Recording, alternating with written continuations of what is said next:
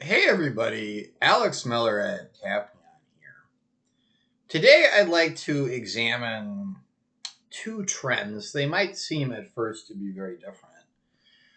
First, in the world of social media, there is a movement underway to try to get you to pay for more things, often under the aegis of verification. So you've probably heard a lot of talk about Twitter rolling out Twitter Blue, and then Meta also has had a verification service they've rolled out. In the fine print, one of the goods that you get when you sign up for this paid program is security features. And there's an awful lot of interesting conversation available about this. So, in a bit of a head scratcher, really, Twitter is trying to make people pay to use SMS two factor authentication. And then, more explicitly in the fine print, in Meta's case, the story will now be if you want to talk to a real person, if your account gets hacked or something, that's part of the basket of goods you pay for when you get verified. So, why is this interesting?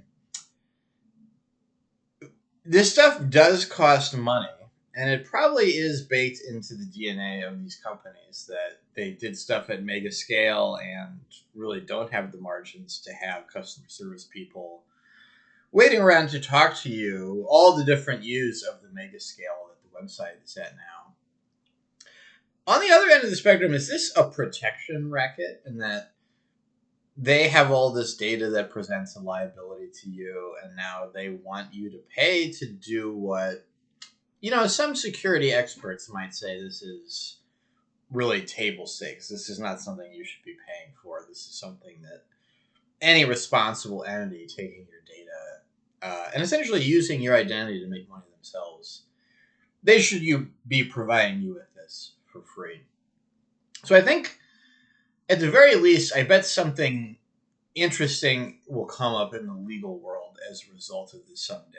If one of these companies had a really bad security or privacy incident, they can go in front of a judge and say, well, there are these features we could have turned on that would help with this, but we made people pay for them. They didn't pay for them. Anyway, I expect this to play out for a long time, and I don't think anybody's in trouble right now. Okay, so where does this intersect the rise and fall of businesses? A study came out a while ago. It's one of the big consulting firms I don't remember.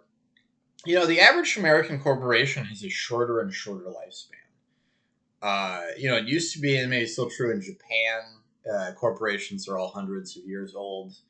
Your auto manufacturer started as a company that manufactured wooden wheels for grain mills or something like that. That is not remotely true in the United States in 2023. I think the average corporate lifespan is around 17 years, which is really not that long.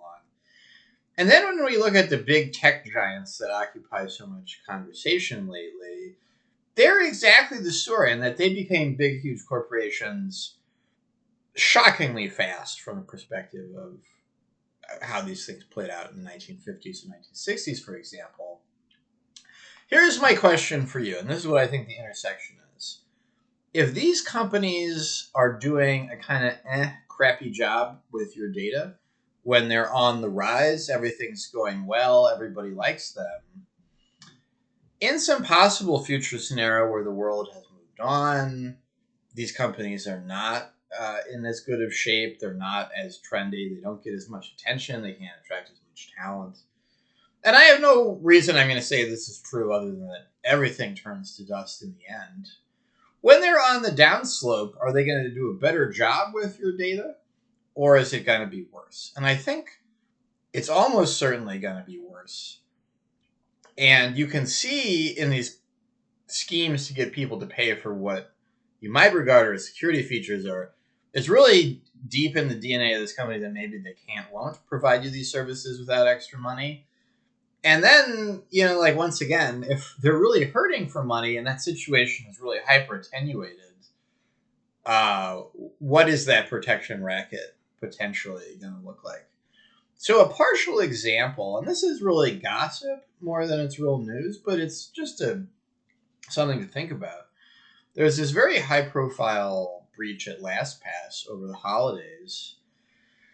One take I heard that I thought was an interesting take is that LastPass got bought out by a bigger company, and the scuttlebutt is that bigger company, there's a lot less will and a lot more overhead about, oh, we would like to do this project. Maybe the world's not going to catch on fire if we don't do this project. We really like to do this project to make sure we've crossed all our T's and dotted our I's with respect to the security and privacy of the app. That's a kind of project that is typically very difficult to sell at a subsidiary in the aftermath of an acquisition. And a lot of the kind of more informed people I saw chattering out on the web, the story was, well, part of what happened at LastPass is they're not doing a good job now.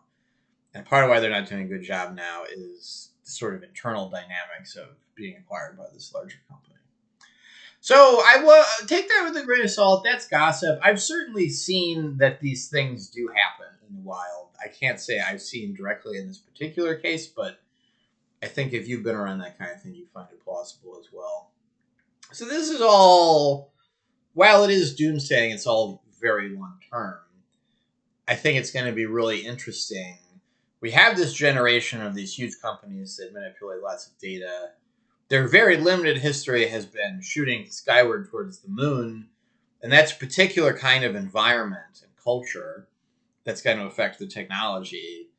And I'm telling you to be real fucking scared of what the other story is when you're crashing down from space, if you do a good job or not. Something to watch long term.